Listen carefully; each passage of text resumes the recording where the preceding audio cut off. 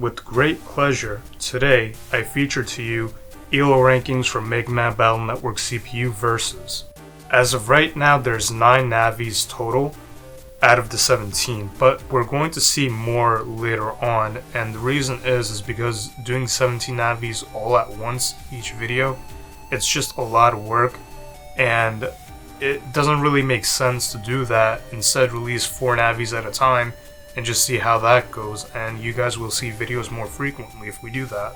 I'm not going to show every single fight, so you're not going to be seeing something like Heatman versus Base. What's the point of that, right? Because Heatman literally does like 20 damage, Base does 300. There's no point in seeing something like that. Instead, you're going to see something like Shadowman versus Base, or Sharkman versus Shadowman, or Colorman versus Base. That makes a lot more sense, right? Because Colorman has more of a chance against Base, whereas someone like, say, Woodman has absolutely no chance. And also, for the sake of entertainment, I did not originally intend to do team fights, but when I think about it, I think it's something that you guys would like to see, and it's something I'm interested in seeing, right? Could, say, Elecman, Woodman, and Iceman beat Base? Or is he just going to straight up wreck them, right? I think that's really interesting. Also, I'm not going to show the ELO rankings till the end of this video, right? So if you want to really see the ELO rankings right now, you could skip to the end of the video. It's going to be presented in a chart. But I don't recommend you do that. I recommend you see the fights. Some of them are really spicy. And before we finally get into the fights, there was this big debate I was having in my head whether to disable Base's aura at certain points. And the reason is I don't know why. I don't know why Capcom in their infinite wisdom decided to do this, because in Megaman Battle Network 1, the chips did a lot of damage, right? 100, 200 damage. It wasn't an uncommon sight. But for some reason, they disabled Base's aura when he would be doing some of his attacks, right? So I just thought about it, and later on they decided to include his aura where he didn't disable his aura for attacks, right? So I just decided to keep his aura on at all times until he gets hit by an attack that does 100 or more damage. Yeah, so without further ado, let's get started.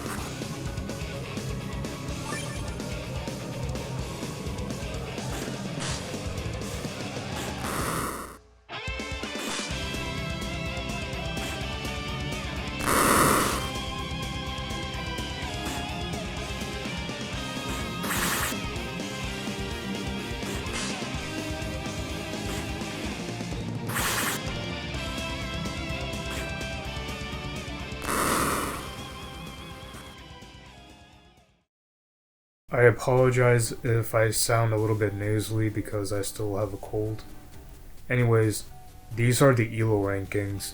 Now to my shock, base currently has the highest ELO at 2066. I haven't listed the exact number, but that's the navi with the highest ELO right now. It's base with 2066, and the lowest ELO is fireman with 1119. Also, I'd like to explain how the ELO system works. So, the way it works is most of the navis play 10 matches. The first 5 matches are calibration matches, right? So the ELO is going to be very erratic. It might rise by like 100, then it might decrease by like 100. Once we hit 5 matches, at that point the ELO becomes quote-unquote stable. In reality, for the ELO to stabilize, we would probably have to play hundreds upon thousands of matches.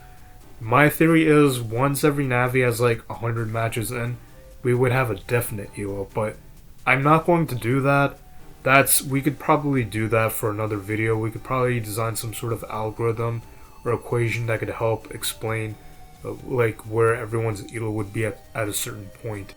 So what I'm going to do right now is I'm going to perform an inferential analysis, and it's going to use some probability too.